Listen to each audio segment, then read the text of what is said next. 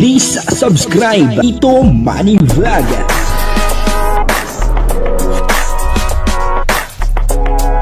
Payagan po si Tito Manny Vlog na mag-reactor para pambiling gamot sa kanya pong karamdaman. Wala masyadong records ng ng away. Grabe, ang ganda po ng message ni Kalingap Mikoy at ni Krista.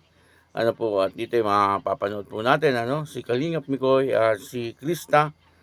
At muli ay magkasama po sila, Papanoorin po natin yan at bigyan po natin ng konting reaction. Pero bago po yan, ako muna po yung mga bati sa inyo lahat ng magandang umaga, magandang tanghali at magandang gabi sa inyong lahat mga kapatid. Kung saan man kayo ng panig ng mundo naroon ngayon, ay mag-iingat kayo palagi at nakapagpalain kayo ng ating Panginoon.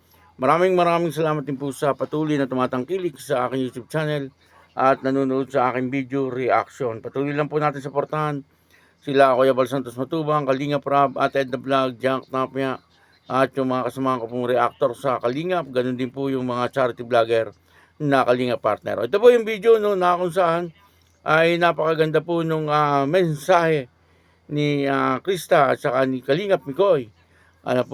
Ang kabuuan po ng video ito ay mapanood po natin sa YouTube channel ni Kalingap Rab.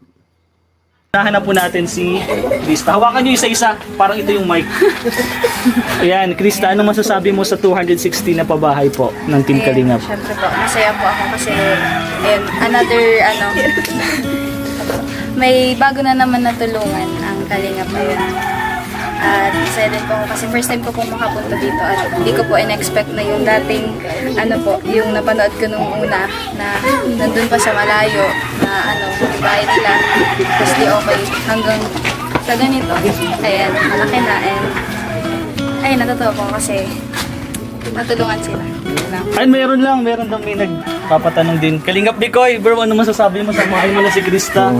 May Chris is in the house. Yes. Grabe, nakakatuwa naman. Another achievement ng Team Kalingap kasi pang 260 pa ba? Imagine po.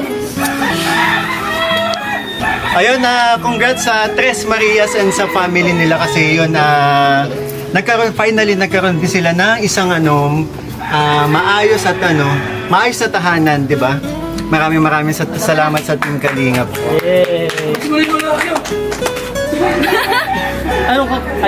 Goods na yan.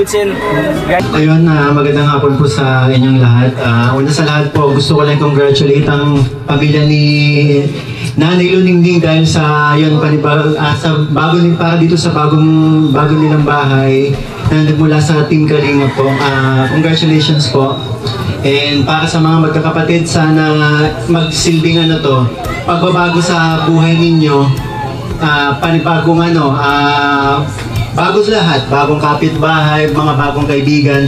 Sana magsimula ito para sa pagbabago ninyo na yung pagiging tahimik nila ay mapalitan ng pagiging masayahin na palagi. Kasi isa ko sa mga unang beses na nakasama ako sa Team Kalingap ay yung vlog ni Kalingap Rab dito sa Tres Marias. And nakikita ko naman yung unti-unting pagbabago nila na dati talaga halos hindi mo makausap pero ngayon, di ba? Nag-response na sila. Kanina kinakausap ko si Chris. Sumasagot naman kaya sana sana itong pagtira nyo dito at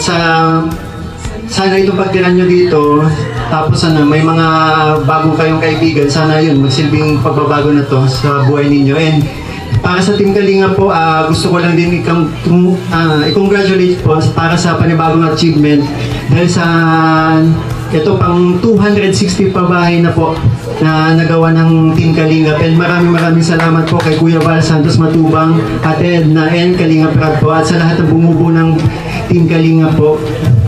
Congratulations po sa ating lahat. Sa pagpipiliin natin, sana ay makakas itong awit ng pag-ibig. Ano pang sa ribbon cutting? Yay! Go, Lila. Ano masasabi mo sa message mo? So, dahil first time ko po, blessed din po at nakarating ako dito. Tapos, nadagdagan po yung mga pabahay nila at mas lalong rumarami na tutulungan nila kuya. Yun po. Jezabel! Isabel. Isa-isa na punta dyan para mag-receive award. So, yun po, congrats sa Tres Maria. So, ingatan ninyo yung, yung bahay na, ingatan ninyo yung bahay na pinagkaloob sa inyo ng, ng kalingap. Tsaka,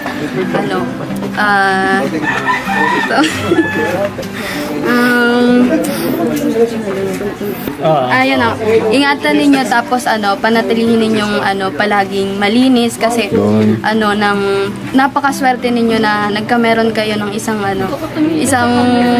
napakagandang bahay galing sa Kalingap. Grabe. Hindi lang kayo ang nangangarap ng ganitong bahay. Tinan nyo, sa isang iglap na bago yung buhay ninyo. Hindi lang yung buhay ninyo, pati yung bahay na. Dati ay maliit lang tapos nagsisiksikan kayo, may puro gamit. Ngayon napakalaki tapos napakaganda kaya. So super blessed talaga kayo na merong kalingap. Lahat tayo blessed tayo dahil may kalingap na na tumutulong sa atin. Kaya palagi tayong magpasalamat sa kanila at syempre sa nasa itaas. Yun. Yun, yay! Grabe, galing ni Jezabel. And Jaja, pang ilang ribbon cutting mo na ito napuntahan? First time. Uy, first first time time? din, para sa kayo ni Lela. Saan si Lolo? Yan. Si Lolo, ang last si Lolo. Wala. Okay, go. Wala kasing Ano masasabi mo nagre-react. sa pang 260 na pabahay ng Team Kalingap? Congrats po sa Tres Marias. May sarili na silang bahay na napakaganda. At yun ay dahil sa Kalingap po. At sa pagod po ng Kalingap. Kay Kalingap Rob din po. Salamat din po sa kanila kasi nakakatulong sila sa maraming mga tao na may hirap. And yun lang. Congrats ulit. Sana ay maging masaya kayo dito. Yun. Yun, yeah! Grabe, masaya talaga. Ito nating love team. Ay, Ed to. Ay, wala pa. Sorry. Ay, sorry. Ed Pao. Ay, Andito din pa ang Ed Pao grabe. present. Napaka-supportive. Paborito ko yan. Andito si Pao. Paborito ko din to, Ed Paborito Pao. ko yan. Idol ko tong dalawang to. Palakpakan. Ed Pao. Ayan, ano lang po masasabi ko. Congrats po sa Tres Marias. Sabi na to. Ang ingay! Congrats po sa Tres Marias. Deserve po talaga nila na magkaroon ng sariling bahay. Kasi kung alamin po natin yung journey na napagdaanan nila, grabe po baga. Tapos yun, wag lang po nilang kalimutan. Nakapit naman. Hindi, malayo to. Malayo. Huwag nilang kalimutan si Lord. Tapos syempre kung saan sila nanggaling, ganyan. Tapos yung mga supporters, yan. Ikaw, sabi ka naman. And yun, Grabe, supportive talaga. and yun, congrats sa Tres Marias kasi nga may panibagong tahanan na sila na maganda. No? And yun, thank you lang lagi lang mag-thank you sa taong. Yun, lagi lang mag-thank you sa taong tumutulong. And huwag magkalimot sa Panginoon kasi si God ang gumawa ng paraan para matulungan. Yun, congrats. May tatanong ko siya kay Pao. Kumusta ka na pala? Yan po, dito po ay ribbon cutting nung pabahay sa Tres Marias. At isa sa mga nagsalita, itong si Kalingap Mikoy at saka si Krista, na talaga nga namang napakaganda po nung kanilang mga mensahe. Maging yung mga ibang Kalingap Angels at mga K-Boys, at yung mga nagsalita pa doon, ay talagang maayos po ang kanilang mga mensahe tungkol po dito sa mag-anak ng Tres Marias. Dito nakita po natin kung gaano po kaganda etong pabahay sa Tres Marias. Grabe, talagang napakapalad po ng mga nagiging beneficiary ng Kalingap na napapabahayan katulad po nitong Tres Marias.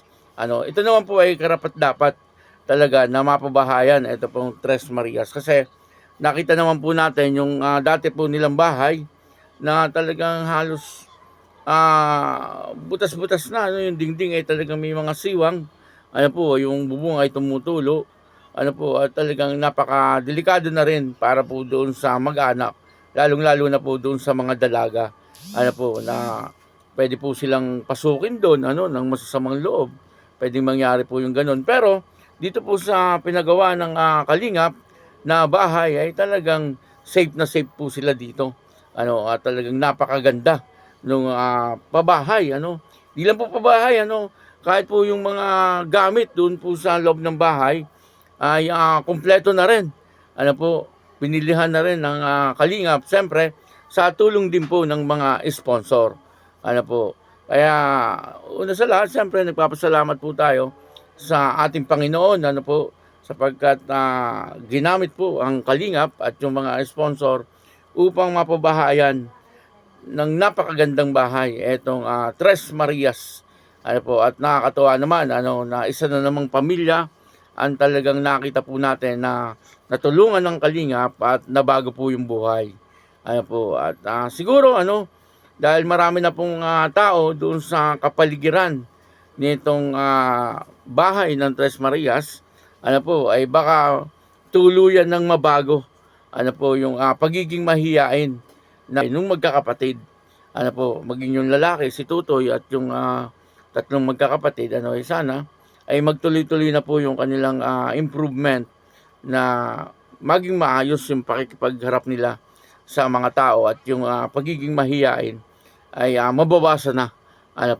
Kaya yun, maraming salamat po sa inyo lahat. At ako po si Tito Manny Vlog na nagsasabing God bless you all. Diyos mabalos.